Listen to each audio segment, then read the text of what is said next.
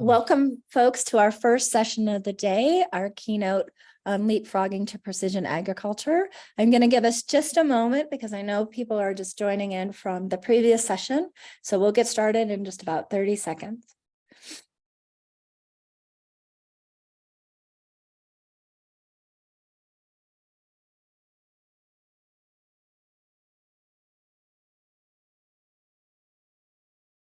All right, it looks like we've got most folks joining in. So again, welcome to our first session. It's my pleasure to introduce Tom Chi. Tom is the founding partner of At1 Ventures, which backs early stage, so seed and Series A companies, using disruptive deep tech to upend the unit economics of established industries while dramatically reducing their planetary footprint. Previously to founding At1, Tom was the founding member of Google X, where he led the teams that created self-driving cars, deep learning artificial intelligence, wearable augmented reality, and internet connectivity expansion. He has played a significant role in establishing projects with global reach, including Microsoft, Yahoo, and others. He has also spent time in the developing world and via social entrepreneurship accelerators, mentoring 200 plus entrepreneurs, working on global development issues such as access to clean water, energy, education, healthcare, and employment. Tom has spoken at TEDx, Aspen Institute, YPO, and others. He is a lifelong inventor with 75 patents across hardware, software, design, and mechanical systems.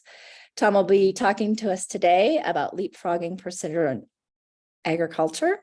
And we are so very lucky to have him with us. So please join me very much in welcoming Tom to the stage. And Tom, you may share your screen and take it over. That was really good. You guys made this nice composite bio from several different things. Because I don't think I sent you one that was exactly like that. That's great. Everything's spot on except for I got 2 more patents since then. Been working on a robot that plants coral reefs and seagrasses. Okay, let's get into it. So, topic today is the leapfrogging to precision agriculture, or understanding the future of agriculture, plus using a lot of the tools that we are developing in AI and ML. Now, why even worry about this, right? Because I think, for a lot of folks that are from the tech world, agriculture, nothing could be more far afield. It's like a older industry. If you haven't been a part of it at all, it feels really slow moving. It's not something that, tech folks have been talking about very often. And it's, because of it doesn't have the kind of energy around it, doesn't have the hype around it. Nobody is like kind of going back and bragging about the amazing job that they landed in agriculture. But why is it so important to go work on this right now? And by the way, these things are changing. I think these are kind of old perceptions from tech of what's going on in ag. But some of the reasons that's so important for us to be looking at it right now is food and ag is having a enormous impact on the planet during a time period where we need to really shape up. Because we're kind of deciding right now whether on the other end of climate change, it's going to cost us $10 trillion to address most of the issues, or whether it's going to cost $1 quadrillion. And I think there's a price tag that it gets so high that we're just going to decide that we won't pay it, even if there's enormous cost to human life and welfare. Now, how important is agriculture to all this?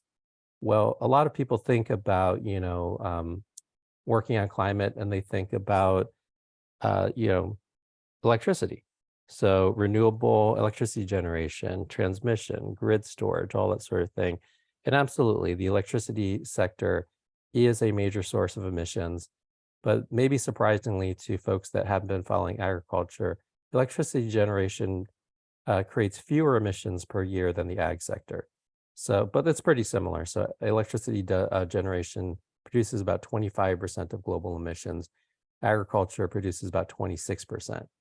But if you think, the clean energy transition and grid storage and electrification are important, then understand that agriculture is actually slightly larger than that.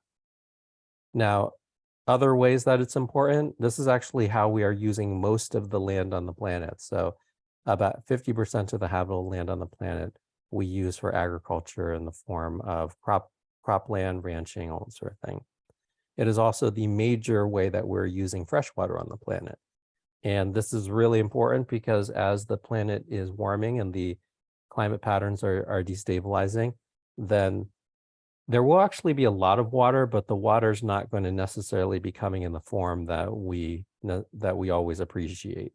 So if folks were looking at the pictures from New York City like a week ago, where everything's under 2 feet of water, it's going to be more like that. So being able to go and work intelligently with the fresh water that you do have is really critical. And right now, agriculture is actually the majority use of fresh water by humanity.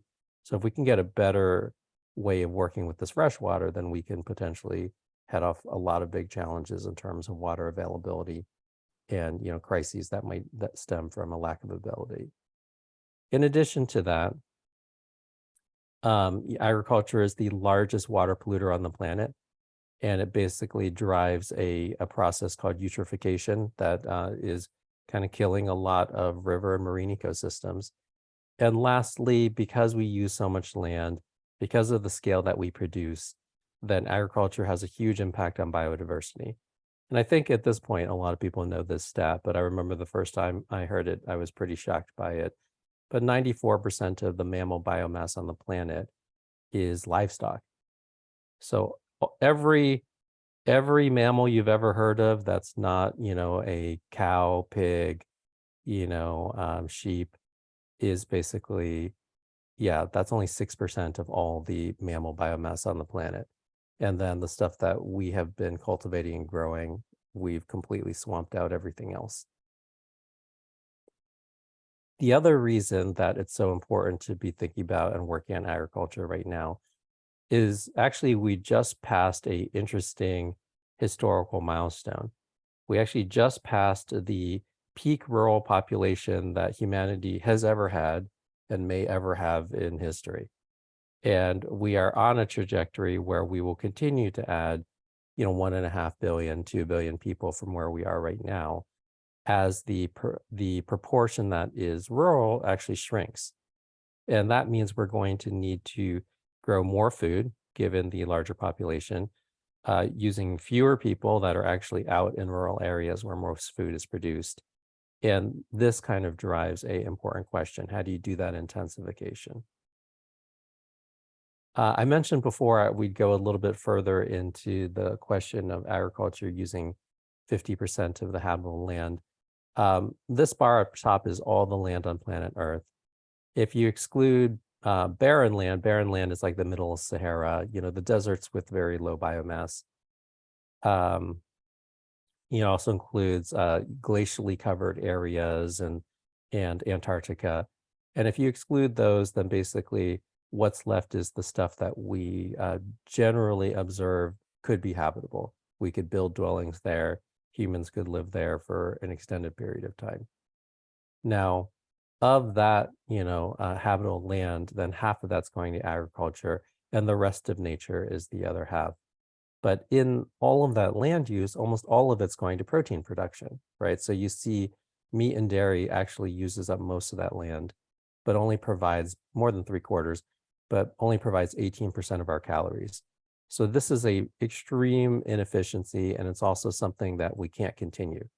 If you think about, the growing population and the fact that, the 2 billion people that live under $2 a day are going to want to have more protein-rich diets, then we cannot just, arbitrarily increase. We can't be doubling the amount of land that we use for agriculture. There'd just be no more space left. And when you calculate both between intensification and population growth, we're going to need to double or more than double. Now, this really points to some of the gap, but also the opportunity in terms of the places that we need to be innovating in order to go ahead of this potential crisis. One other point that I'm going to share with you so you can understand the landscape before we jump into bunch of things that are starting to address the situation, because we haven't talked about any AI or ML yet, is the way that we're growing around the world. So this is basically all the colored areas are the major agricultural areas in the world. And yeah, you can see, yeah, we're basically growing on 50% of the land. And the color coding is what that growing gets used for. So you'll notice that a lot of the developed world ag markets. So here we got in North America, Europe, Brazil's a very developed ag market. Those are almost all purple.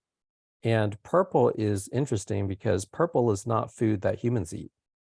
The purple stuff basically is about animal feed, and it's also about biofuels. And as much as the big ag players will say, like, no, we can't feed the world unless we do things, in the big ag way. In all the places that are purple, that is where we're doing things in the big ag way. And we mostly don't eat that food. So that's a whole interesting thing. And then in the green areas, these are the areas where, yeah, a lot of agriculture is happening, but humans actually eat all the food that color coded. The greener it is, the higher percentage of that food is used to feed humans. Now, it actually points to the possibility of a couple different ag sectors, right? So there's an ag sector that services these purple areas, and these are broadacre row crops. It's also specialty crops. So actually, if you look at the green crest over here in California and some of those areas, Florida down here, this is like Florida citrus. This is stuff that humans eat. Over here, every type of thing from California: avocados, leafy greens, onions, various fruits, et cetera, et cetera. And you guys may or may not know this, but the ag world is broken up into effectively 3 sectors. One sector is broadacre row crops, and this is kind of what people think about when they think about farming. So 10,000 acre farm of corn, where people are driving huge tractors over it in order to basically mass up this huge commodity. And they are called commodity crops as well. There's very few of them in the world. I think you guys have heard of all of them. It's like wheat, corn, rice, soy, sorghum, canola, and I think that's most of it. And basically everything that is not one of those on that short list that I just shared is called a specialty crop. So that is basically the second agricultural sector. Now, in that second agriculture sector, you don't need 20,000 acres to grow blueberries, right? Like you don't need, that kind of scale to grow avocados. You don't need that kind of scale to grow, really most of the things that we eat. And given that, you can almost imagine those farmers to be in a different type of sector. They've got higher margin per kilogram of food that is being produced. It's produced on fewer acres, but it's all still, what I'm describing is all still happen in the developed world. And then the third sector is a lot of global south, but it's basically small landholder production. And as much as that sounds like the less sexy part, because you're selling to people that live on $2 a day, $3 a day, $5 a day. Even though that sounds like the least sexy part of a less sexy area like agriculture, it actually is astoundingly important, because more than half of the food eaten by humans on the planet are grown by smallholder farmers that tend between 0.5 acre to 5 acres. So you want to think about each of those 3 sectors differently, because the techniques are different, the customer mindset is different, and the use of what they create is different. Yeah, I guess this actually says a lot of what I was just saying, but it actually I already start to lay out what we need to be doing, and that's what I'm about to jump into. A whole bunch of companies and technologies that I've seen and have been working on that can go address these areas. But given the fact that there's a couple different ag sectors, you want to kind of treat the purple areas different than the green areas. And we're going to get into that now. Oh, actually, this is one last point about a purple country. So this is kind of color coded. All the yellowish stuff is related to agriculture. And once again, you can see more than half of the US is used for agriculture.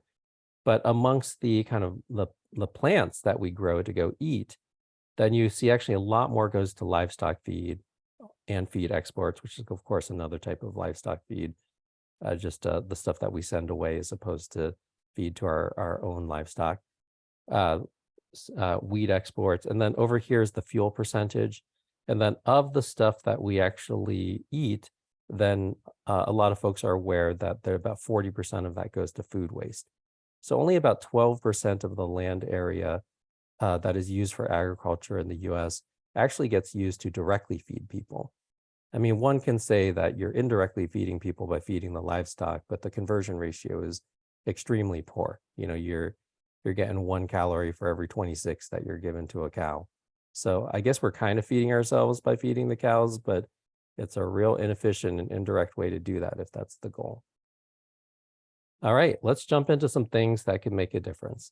So first company is almost the literal title of the talk. So this is a Canadian company called Precision AI. And they have basically they have a see and spray system that is able to fly over fields and identify, use machine vision that has been machine learning trained in order to go identify different types of weeds in the field and only apply herbicide to the weeds, as opposed to right now, the most common way of managing these fields is called broadcast spray, where they just spray, glyphosate everywhere. And yeah, I think glyphosate is also known as Roundup. It's proven to cause cancer. Bayer Monsanto has lost billions in lawsuits because it causes cancer. People need to wear bunny suits as they apply it, and we broadcast spray it everywhere, just like a huge miasmic cloud over the field, which, is a danger to the workers that do it and a danger to anybody that is close enough to catch that drifting by. So to be able to reduce the amount of that material that we're using by 95% and to be able to go help farmer incomes in that process makes a huge difference. Now, the tech at play is actually tech that a lot of you guys are familiar with. So we're basically able to go fly over a landscape. You can see we're seeing these green areas are the plants we're trying to grow. This little red one is a weed over here.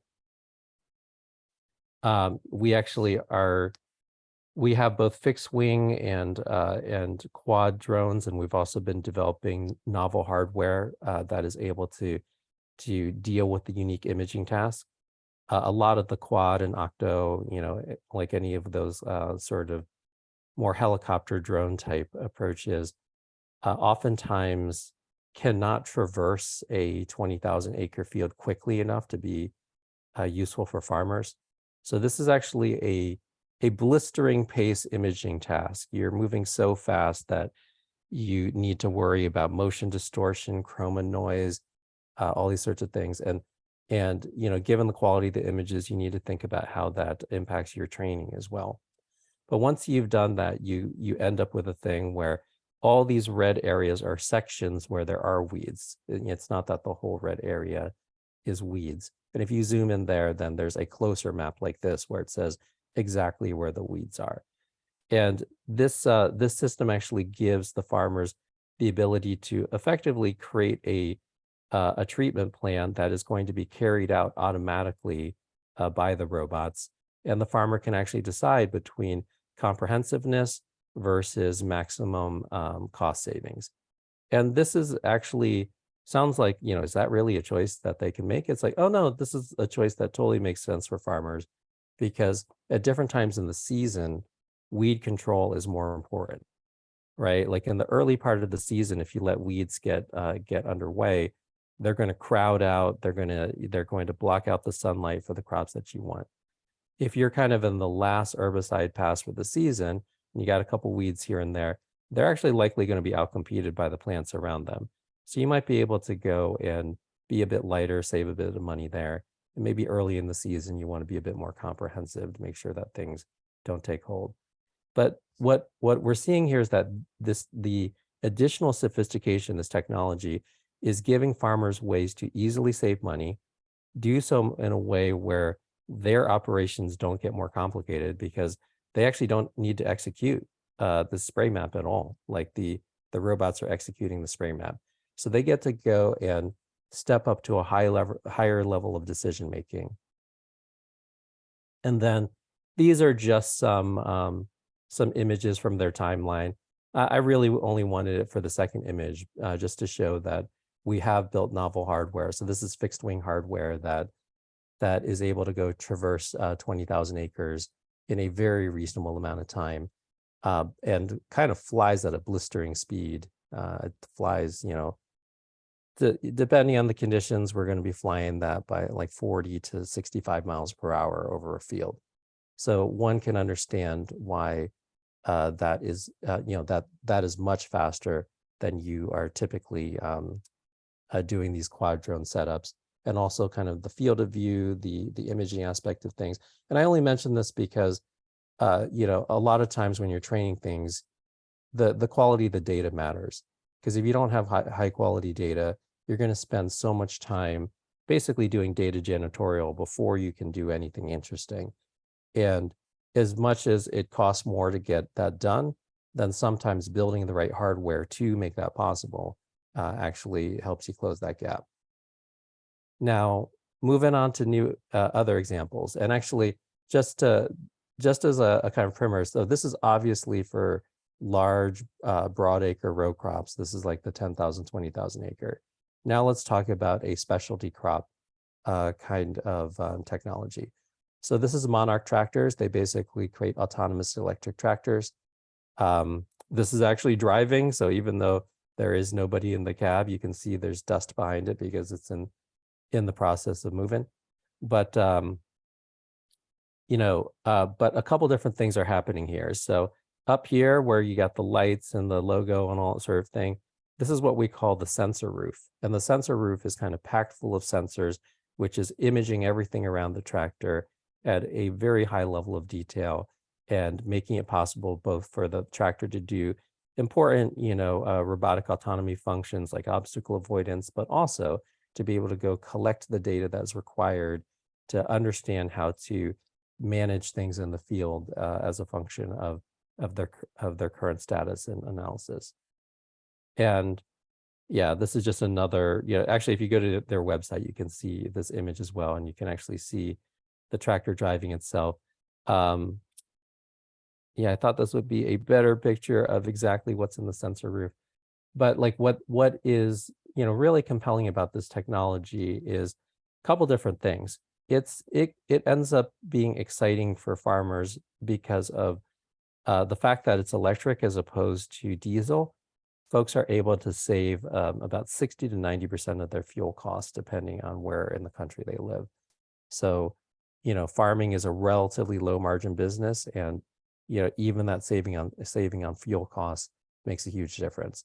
Which is why sometimes when we raise taxes on fuels, we actually don't raise it on farmers because they can't be profitable if we raise it too much. Well, the reverse is true too. If we make the fuel way cheaper for them, they actually instantly become substantially more profitable because they are running on pretty thin margins, single digit margins typically, 7, 8, 9%. In addition, at least in the US, we had a administration, and even the current administration, that was not particularly kind on immigration, because the general gist was like, hey, immigrants are coming here, taking all our jobs and stuff. But anybody that lives in ag land or in the ag sector has actually been hearing the opposite, which is, oh my gosh, we like kept too many people from coming in and there's nobody to work the fields anymore. And there's you guys can look up the stories on it, but there's a bunch of farmers where they get all the way to harvest and they basically need to let stuff rot in the field because they actually don't have enough farm workers to succeed at harvest. So if you guys haven't been paying attention, you should know that there's basically a labor crisis in farming thanks to our immigration policies. And because of it, farmers are very amenable to automation, both for, obviously to be able to do the tasks that would otherwise not get done, but also we've talked with a lot of farmers about it. And actually, yeah, this is one of them. He kind of talks about the tractor being a game changer for him, because if you do have a certain amount of labor, you want that labor to be working on the most important tasks. And what you're able to do with an autonomous electric tractor is that we can already start offloading a bunch of the more rote tasks, like the boring tasks, to the robot. So right now, a lot of the folks that are using autonomy for Monarch are doing really rote operations like mowing and baling and this kind of stuff. And fantastic, right? It's actually, mowing is about as monotonous as you can do. It's quite slow because you need to hit every single thing. And also it doesn't have that much, business value. But if you don't do it, then you got problems. So as much as we're actually working on the easier side of farm autonomy right now, already making a huge difference for farmers. And what's nice about the farm setting is, unlike, self-driving cars on city streets, then the types of things that you can hit are way fewer, and the danger of hitting a corn stalk is way less than the kind of things that you would get in a urban environment. So we're able to leapfrog into having autonomous driving in practice, as opposed to on surface roads. It's been a decade coming or more, and we're still working because we got to tweak out that last detail. This level of autonomy is already ready for farming, and it's already starting to make a big difference. Okay, I think one more thing on the field side, and then we're going to go to some food technology. So this one is a very different take to using AI and ML, and basically it points to the fact that we are entering a world where climate is going to be destabilized in most places on the planet, including large areas where we are growing our food. And it means that a lot of our crops are not going to be in a good position to survive that. We're going to have substantial crop failures that are related to the kind of mismatch with the crops that we have been growing and how the landscape that we've been growing on is changing. And what Avalo does is they are able to, they are in the process of building the seed stock for the 21st century, like working out the climate resistant, the climate adaptive crops that we're going to be able to keep growing as we start to get those failures. And their kind of breakthrough on the AI ML side has to do with the ability to go use these techniques that we have traditionally used for prediction. They are actually using them for directed exploration in order to way more rapidly discover the causal links between different genes and different phenotypic expressions, which then become the foundation for you to be able to go and selectively breed toward the seed stock that are going to have the climate resistant, and climate ready adaptations. Turns out that this is quite hard to do, both, from the data side, and from the science side. And actually, I need to speed up. I'm looking at the time. Okay, so we're employing a number of techniques which allow us to get various predictor variables. And then from there, we're able to go and very intensely sharpen the discovery process. So there is a current discovery process for understanding the genetic roots of things called GWAS. And it's generating all these dots here as potential genes of interest relative to a phenotypic trait. When Avalo does the same thing, then you see we just get a couple dots, because we are able to really work out the things that are likely to be causal. And you can see that those dots exist in, most of the dots exist in GWAS as well, though GWAS missed a couple of the important ones. But you would need to go find these needles in the haystack, versus in the Avalo approach, basically comes up with mostly needles. And over here, you can see we're doing this on a lot of crops that are critical to the future, and slowly, finding the kind of causal roots of the traits, so that we can go and adjust to those things, or lean toward the ones that have the properties that that are going to be more adaptive for the climate that we're going to get into.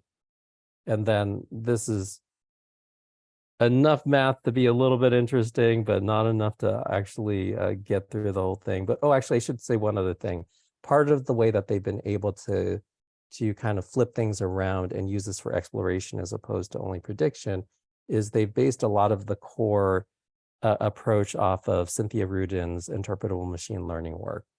And the interpretability of it allows us to be iterative around these, these predictive features, and then kind of flip it around into an explorative tool. All right. Oh, actually, I guess there's one more thing about fields before we get to fuel.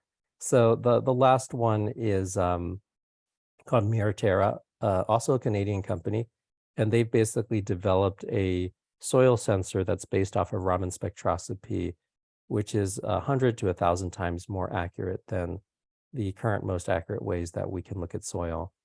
And in the single reading, they're able to get NPK, which is really important for farmers, stands for nitrogen, phosphorus, potassium. And we're also able to get carbon readouts, but specifically, not only can we see how much carbon is in the soil, but we can actually differentiate between the mineralized fraction and the labile fraction. So mineralized carbon, the reason that that's important is mineralized carbon in the soil is stable for thousands, tens of thousands of years. Labile carbon is carbon that actually refers to carbon that is associated with living organisms or recently deceased organisms like necromass and detritus. And those things, the carbon, even though that is carbon that is in the soil, it is stored, then the kind of storage time for that can vary depending on what type of labile carbon. It might be given back at the end of the season to the atmosphere. It might take 10 years to return to the atmosphere. It might take 100. That would all still be in the labile category. But to be able to tell the difference between the carbon that the soil is mineralizing versus the stuff that's still kind of bioavailable, bioactive, is quite important for the future of trying to address how much excess carbon dioxide we have in the atmosphere, and the future of our agriculture's ability to kind of interface with that system in those markets. Now, how does it work? It's basically, so I guess I could just say it works like this, but a more kind of in-depth explanation is it's built off of Raman spectroscopy, where you go and shine light on stuff and you basically get this effect called Raman backscattering. It's a very sensitive technique, but it's sensitive at the level that we haven't been able to just bring it out in the world easily. Raman spectroscopy was invented 100 years ago. It's been in labs forever. It is one of the most sensitive ways we can measure anything. But in the lab setting, we're typically trying to look at a way smaller number of molecules. So, trying to detect one molecule on the background of another, or try to assess the contribution of 2 or 3 molecules in a mix that are all presented in front of you, and just working out the proportions. Soil kind of takes that to a completely different order of magnitude when we're talking about at least hundreds of compounds of interest, but could be thousands. And given that, Raman has 2 problems with that. One is there is a fluorescence kind of noise floor that shines back when you're pointing at too many molecules. And then the other is that if you're getting the signature back from 100 different interesting compounds, well, those are all superposed on top of each other in the Raman backscatter. So basically what this team has been able to do is, using this optics approach, which is something like a laser interferometer, but you need to circularly polarize the lasers, offset them by a quarter phase, and modulate the intensities. The square of the intensities need to be modulated so that they sum up to 1. And if you do that, you're actually able to go subtract the fluorescence floor, which is one of the things that has kept Raman in the lab and out of the field. So already by itself, a huge breakthrough. And you can see that's what we're showing over on the left-hand side. Potassium nitrate spike gets hidden by the backscattered fluorescence. If you use traditional Raman, you can't see the spike at all. Actually, it looks like a trough there. But using our technique, where we're able to subtract back the noise from the fluorescence floor using those optic techniques, we're able to reconstruct the potassium nitrate spike and see it quite clearly. Now, this is obviously a single molecule sample. When you do this across a true soil sample, you're going to go see a lot of different compounds. And you see these different colors actually are the overlaid contribution of different compounds to the aggregate backscatter signature. And this is the spot where we use more traditional machine learning techniques, where we go and train on each of these signature components independently, and even some combinations. And we train it off of various ground truths that we're able to either acquire or take. And at this point, we've already trained this on over 2 million data points, and we're running at an R squared greater than a 0.98 relative to being able to go detect the critical things we're looking for in the soil. Shoot, I'm running out of time. I'll just speed up and try to give 5 minutes for Q&A. Okay, I said I was going to talk about food, and specifically, if you guys remember the chart up here, how important protein production is. Oh, well, it's way farther back than I thought. How important protein production is, like improving that to be able to, make better use of the land. Because if we could shrink the amount of space required for protein production, then we could use the same amount of land or even less land to feed, a world of 10 billion people. But right now, that is basically kind of gumming up the works and taking up a lot more room than is kind of justified given the caloric value. And there's 3 different approaches to be able to go address that. One is plant-based protein. Another one is cellular agriculture. Plant-based protein is when you use plants in order to make, like meat-like flavors or animal food-like flavors. Cellular agriculture is where you take the cell of the animal. So this took a couple chicken cells and basically grew this chicken finger. Took a couple beef cells and grew these kebabs. Took a couple bluefin tuna cells and grew this piece of sushi, basically. And this means that you're able to go grow the same amount of protein using way less space and hypothetically much less energy. Right now, we're still working on bringing the cost of these techniques down. But as mentioned before, to get a calorie of beef, you typically need to feed the cow 26 calories. To get a calorie of beef out of cellular agriculture, it's 3 calories of input to get 1 calorie of beef. So way more energy effective relative to our current baseline. And then the third way of approaching this is to go look at feed conversion ratios. So there are proteins where we need to give it less feed in order for us to get, a kilogram of food back. And if we can change the mix of how we're eating or use some of the better feed conversion ratio meats to displace some of the worse feed conversion ratio meats, then that can also make a big difference. Now, jumping into it, this is an example of cellular agriculture. And so this is bluefin tuna as created by Finless Foods. They're the furthest along in the world in beating price parity. In fact, they're the only one in the world that has beaten retail parity pricing for their production. And they're producing bluefin tuna. This is their latest sashimi. This is a version from almost a year ago, and things have improved incredibly. Like from a year ago, then this was basically all muscle cells, so it's really dark, as opposed to muscle and fat, where you get more of a color like what you see on the left. It almost looks like a piece of meat jello, so you don't have any of the striations or kind of muscle fiber sort of layout for things. But honestly, this still tasted like tuna because these are all tuna cells, and this tastes like tuna. And a lot of this has been more of an aesthetic upgrade, but all of that matters relative to having food that people really like.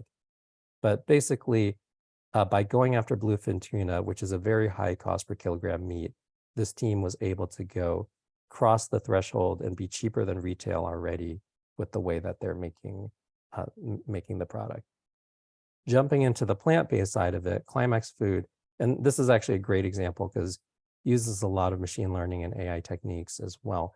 So, and actually points to it right here. So we're able to do algorithmic recipe development about 100 times faster. So when anybody's trying to go make any new food product, including a plant-based, product, then the food science iterations might take you a year, right? But using the climax approach, we're able to speed it up quite substantially. So this obviously just looks like a graph, but I will let you know that this is a graph of some of the aromatic volatiles that are coming from an Italian Gorgonzola. And this is kind of the output of a gas chromatography machine. But in addition to gas chromatography, we do ion chromatography, we do rheology, we do mass spec. We go and analyze. So let's say you wanted to go and perfectly match a Gorgonzola using only plant-based ingredients. Well, what we do is we run that sample through all these different machines in order to go understand exactly what's in it. So for example, Gorgonzola has a bunch of acetone in it. Well, good to know. Anyway, so like once you know those things, then you can almost imagine that you have all these different graphs that go and characterize the animal-based food that you're trying to replace. And you can actually almost concatenate those graphs and imagine the totality of these bars next to each other as its own kind of fitness function. And what do you go fit against that function? Well, what we have is we have a database of the 3,000 readily available plant-based ingredients that exist on planet Earth in the ag system. And what we're able, and those have been independently characterized. So what we're able to do is permutate combinations of those 3,000 in order to find the ones that are going to get the best match on the fitness function across all the measurements from, gas, ion, other mass spec, all that kind of stuff. And you'll actually see how effective it is here. So here we bought a bunch of cheeses from the store, and then we ran an experiment called the BC Parens experiment. This is basically a taste similarity matrix where you kind of cross them with each other. The Gorgonzola with itself is a perfect match, but a Gorgonzola compared to a cheddar, quite different from each other. And in this case, we wanted to go use our algorithm to match the flavor of Blue Castillo, ergo BC. And literally on the first run, which is why there's no number in the parens, literally on the first run, we were able to get an algorithmic match within 98.3%. So this is a breakthrough in food science. This is stuff where before we couldn't get plant-based cheeses, which tasted even a little bit right, even after years of food science. And now we can create amazing plant-based cheeses in a fraction of the time by effectively, matching flavor, texture, smell, all these things using algorithmic approaches. I think we're at time, so I need to stop, but I actually do want to show this one last picture, which is sometimes people hear all these changes that the companies that I work with are pushing, and they're really afraid because they're like, well, are people going to adopt this stuff? And I point to this as kind of the last image then, which is this is the average age of farmers in every county in the US. And the most notable thing is the legend, which is basically it starts at age 56. Because if they were trying to go do it to include the younger decades, then yeah, they couldn't get any color on the map. And this is just a point to the majority of ag in the developed world is about 15 years from retiring. So if you come up with innovations that can make a big difference that, for climate and the future health of humanity, then this is a great time for it because this generation of old farming is literally aging out. And I think that's it. If you do need to reach me, there is a bunch of other things I was going to share, then that's how you could reach me. Thank you so much. Thank you so much, Tom. And there were a couple of questions, but I can forward those on to you, kind of answer them individually. And just so many great resources in this talk. I can't wait to share this out with other people. So many companies that people interested in this can kind of approach. So thank you so much for your time today. And the recording, of course,